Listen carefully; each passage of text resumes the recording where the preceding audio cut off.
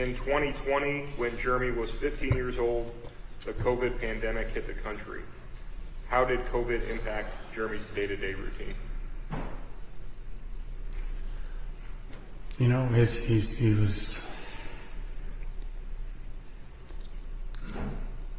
mom kind of abandoned him.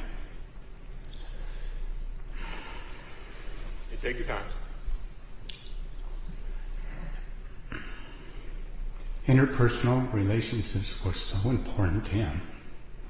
And we spent 2.5 years in a global war against interpersonal interactions.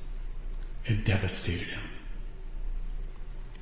During 2020, during the COVID pandemic, was Jeremy's entire curriculum based on online classes? For a good period of time, yes. Okay.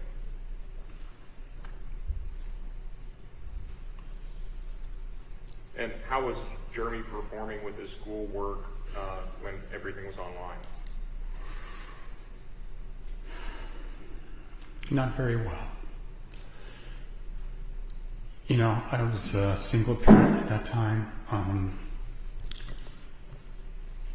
I had to go to work. I had to provide for the family, and I was to leave a 14-year-old kid at home by himself. He had to be online because that's how they were getting their studies. It was an utter disaster, you can imagine. He was not doing his work.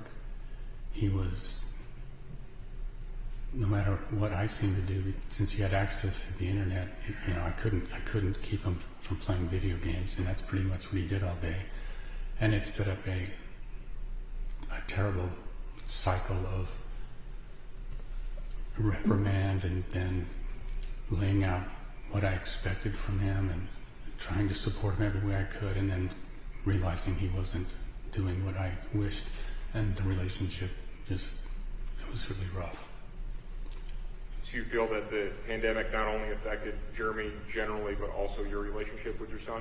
Definitely.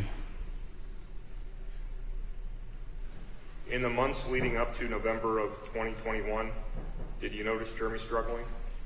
Yes, sir. And what were your observations about that? I knew he was smoking a lot of marijuana. I tried to do everything I could to stop him from that, from sitting with him, talking with him, reasoning with him, explaining to him how it's not good for his brain development, to, trying to go, punish him, ground him, or do I was just at my wit's end. I had to go to school every day, and he was, again, during COVID, he was at home by himself, and there was no supervision. It was an utter disaster. Did you observe Jeremy having any emotional breakdowns during this period of time? Yes, I did. Can you tell the court about that? He was very emotional, and he would sometimes, he'd literally break down crying, and it was and screaming some very self-deprecatory things about himself. And these were all in the months leading up to November of 2021, is that correct? Yes, sir. Mr. Goodale, if someone were to ask you to describe your son reflecting on his entire life prior to his arrest, how would you describe Jeremy?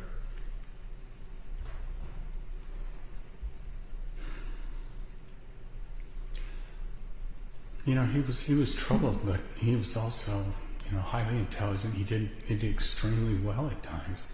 So as a parent, you're hopeful, and you kind of focus on the positives and hope to work toward through the difficulties. Realize that in 2021, the year this horrific crime happened, he was Student of the Month in April.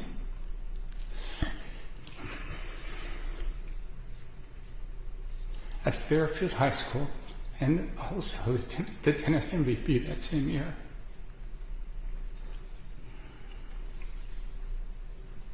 Is it a safe assumption that you thought Jeremy was turning a level or turning a corner with his level of maturity? I was certainly hoping so. Were you concerned about Jeremy's maturity level?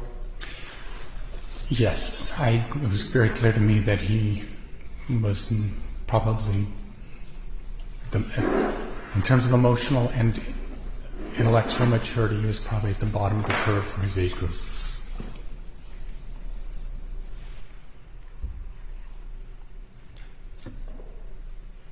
What observations did you make that caused you to question Jeremy's maturity level?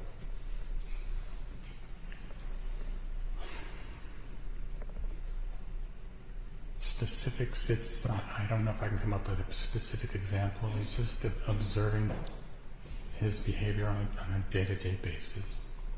Did Jeremy have a driver's license or a school permit? No, he did not. And why not? Certainly wasn't encouraging it. Well, based on his behavior and the things that I was concerned about, my primary concern for him leading up to this was that he would commit suicide.